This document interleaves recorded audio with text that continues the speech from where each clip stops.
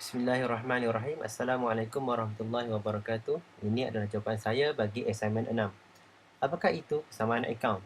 Bagi menjawab persoalan ini, kita hendaklah meneliti semula tiga definisi tersebut, iaitu definisi aset, liability dan equity pemilik. Mengapa?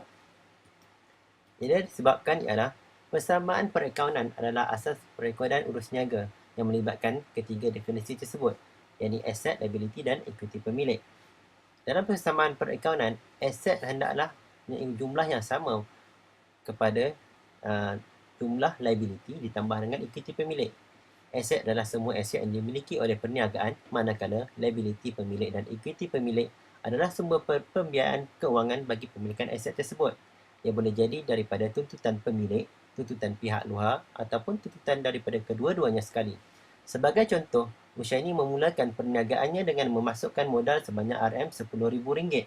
Di sini di bahagian aset kita lihat tunai meningkat sebanyak RM10,000, manakala equity pemilik, yakni modal tersebut juga meningkat sebanyak RM10,000.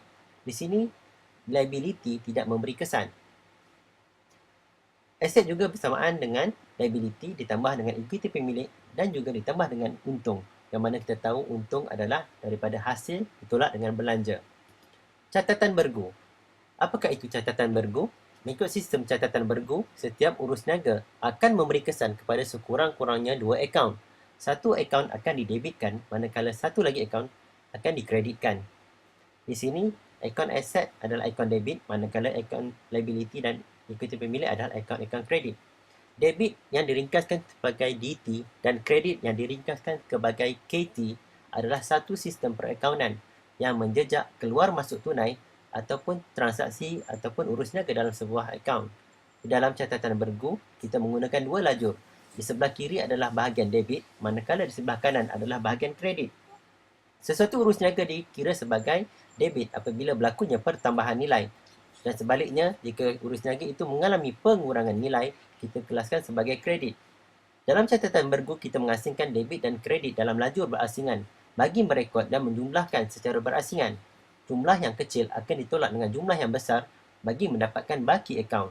Jadi, dalam catatan bergu akan membolehkan baki yang sama di bahagian debit dan juga kredit yang menyebabkan akaun tersebut seimbang.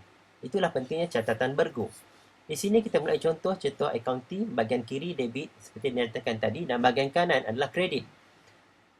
Sebagai contoh, jika berlakunya peningkatan dalam aset, kita akan debitkan, manakala pengurangan kita akan kreditkan. Bahagian liability dan equity pemilik, bila berlaku peningkatan akan dikreditkan, manakala pengurangan akan didebitkan. Untuk memahami lebih dalam tentang urusan ini, mari kita lihat contoh. Contoh yang pertama adalah membeli komputer secara tunai bernilai RM2,000 yang melibatkan akaun aset dengan akaun aset. Di catatan ledger akaun komputer, didebitkan tunai sebanyak RM2,000, manakala berlaku pengurangan tunai di bahagian ledger tunai, akaun tunai dikreditkan komputer RM2,000.